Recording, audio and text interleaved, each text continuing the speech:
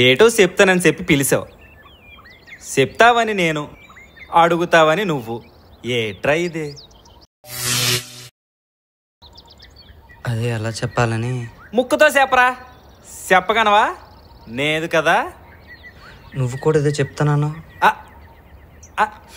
అంటే అది ఆటికి తొందర వెళ్ళరా, ఫస్ట్ నువ్వు చెప్పు. పట్టపగలే ఎన్నెళ్ళు ఎప్పుడైనా చూసావారా? లేదు. నేను చూశాను రా. ఉలమ్మో, ఏటైపోయినది దీనికి? జబ్బు కానీ చేసినదేట్రా? అది కాదురా, ఒక అమ్మాయిని చూశాను. నువ్వు కూడానా? అంటే నువ్వు కూడా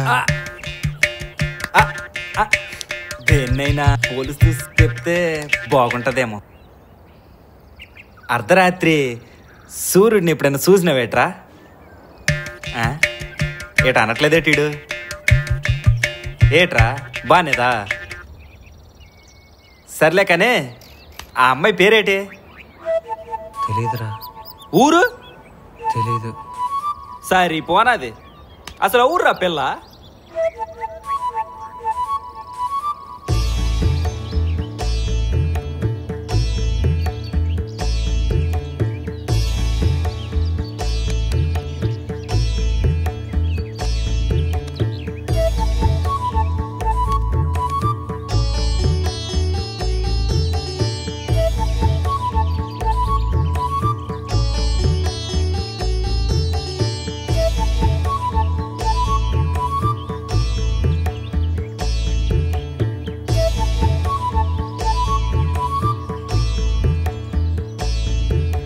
కళ్ళతో కూడా మాట్లాడొచ్చు అంటారు.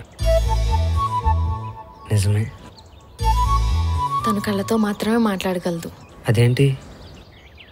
తను మూగది. ఓరే ఓరే, నువ్వు చూసిన అమ్మాయి ఎవర్రా? నువ్వేటి చెప్పకుండా గాల్లో ఊహల్లో బతికేరా? అలా కాదురా, అమ్మాయి మనసు ఏంటో తెలియకుండా తన కోసం చెప్పడం మంచిది కాదేమని.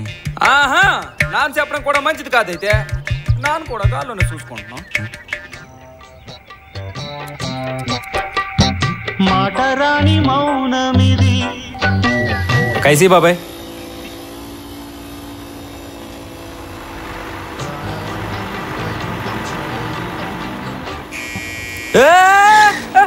ఏటమ్మే కళ్ళు కనపడటం లేదట నీకు? బండి తోళ రానప్పుడు రోడ్డు మీదకి ఎందుకు వచ్చావు? ఐస్ అంతా నేలపాలు అయిపోయింది. నా మటుకు నేను ఐస్ తింటుంటే వచ్చి గుద్దేస్తావా? నాకేట అవనది కాబట్టి సరిపోనది. ఏటో నయ్యుంటే ఏం చేస్తావు? ఎంత తిడుతూ నేను మాట్లాడు, నోరు కానీ పడిపోన్నదేటి?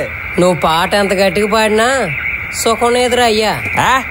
అక్కడ రేడియోకి సౌండ్ ఆగిపోయి చాలా కాలం అయింది.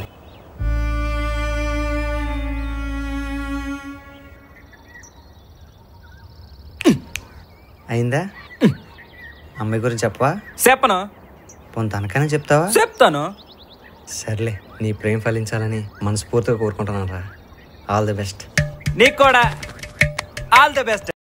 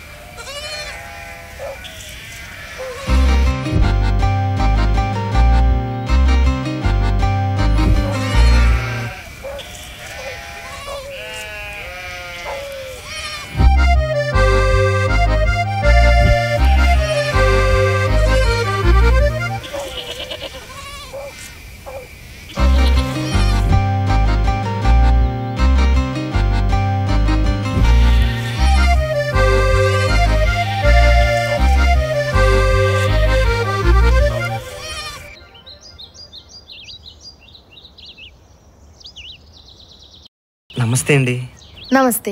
మీ ఫ్రెండ్ లోపలుంది. ఆ రోజు డ్యాన్స్ చాలా బాగా చేశారండి. తన అందానికి అభిమాని అయిపోయాను. ఏంటి? అదే అభిమాని అయిపోయాను అంటున్నా.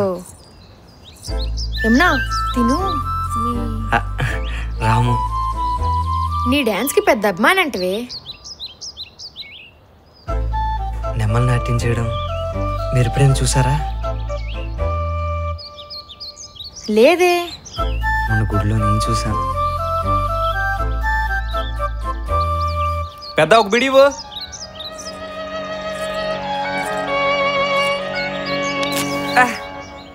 ఆకాశవాణి విజయవాడ కేంద్రం.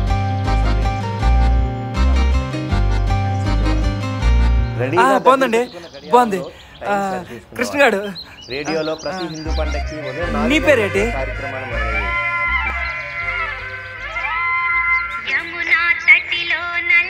యమునా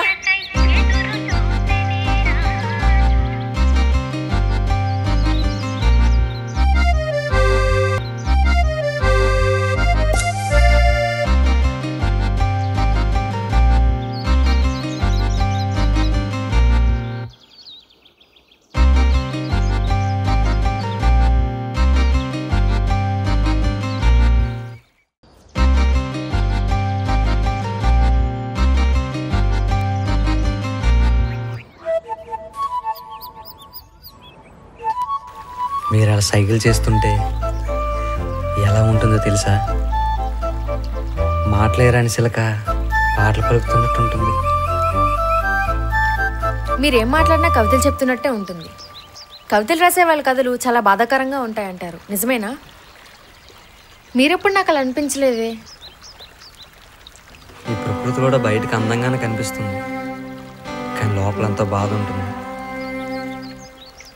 దాన్ని కప్పిపుచ్చుకోవడానికే ఇలా నవ్వుతూ మన మనుషులం కదా దొరికేస్తాం.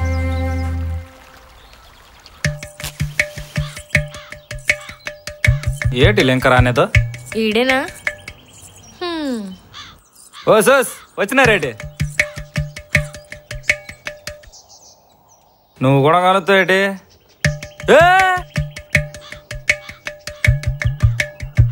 ఏదో బోరు కొట్టి బీడీ కొడతాం గానీ మాకైనా సరదానా ఏంటి?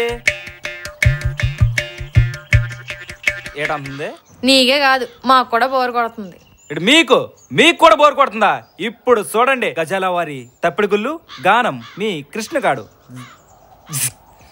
ముత్యాలు వస్తావా, అడిగింది ఇస్తావా, ఊర్వశిలాగా రావే వయ్యారి, చలమయ్యా వస్తాను, అడిగింది ఇస్తాను. మీరు సంగీతం నేర్చుకున్నారా?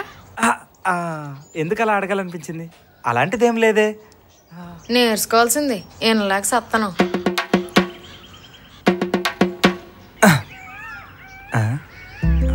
ఏట్రా తండ్రిడు? ఓరే ఓరే ఏట్రా అత్తను? అమ్మాయికి ఉత్తరం రాస్తానా? అవునా? అయితే నాకు కూడా ఒక ట్రై. ఏం రాయాలి? లేక ఉత్తరం. ఎవరికి? నా పిల్లలకి. సరే చెప్పు, ఏం రాయాలి? మనసులు అర్థం చేసుకోవడానికి ఇది మామూలు ప్రేమ కాదు కాదు కాదు, అగ్ని కంటే స్వచ్ఛమైనది. బాబు నువ్వు కమలాసును కాదు, ఇదిగో నాకేవో కాదు, నువ్వే రాసుకో. ఇందా.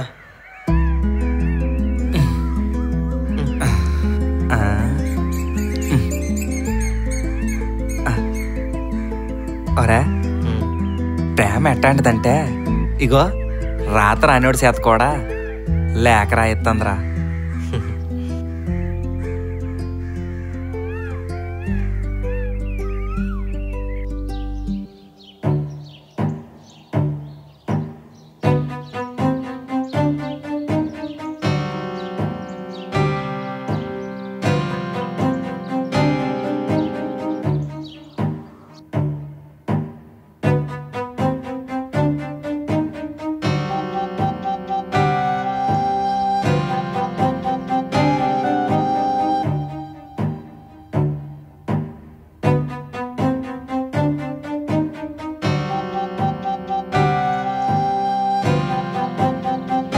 నాకెందుకో వాళ్ళిద్దరిని చూస్తుంటే చాలా తేడాగా ఉంది.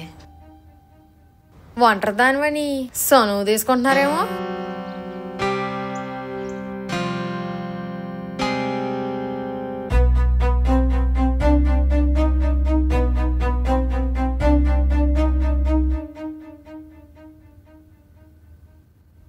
వెలుగున్న చీకటి లాంటిదే నా జీవితం.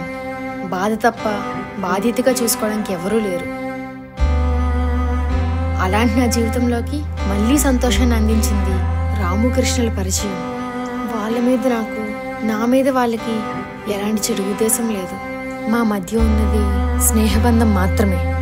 దయచేసి వాళ్ళ కోసం ఇంకెప్పుడు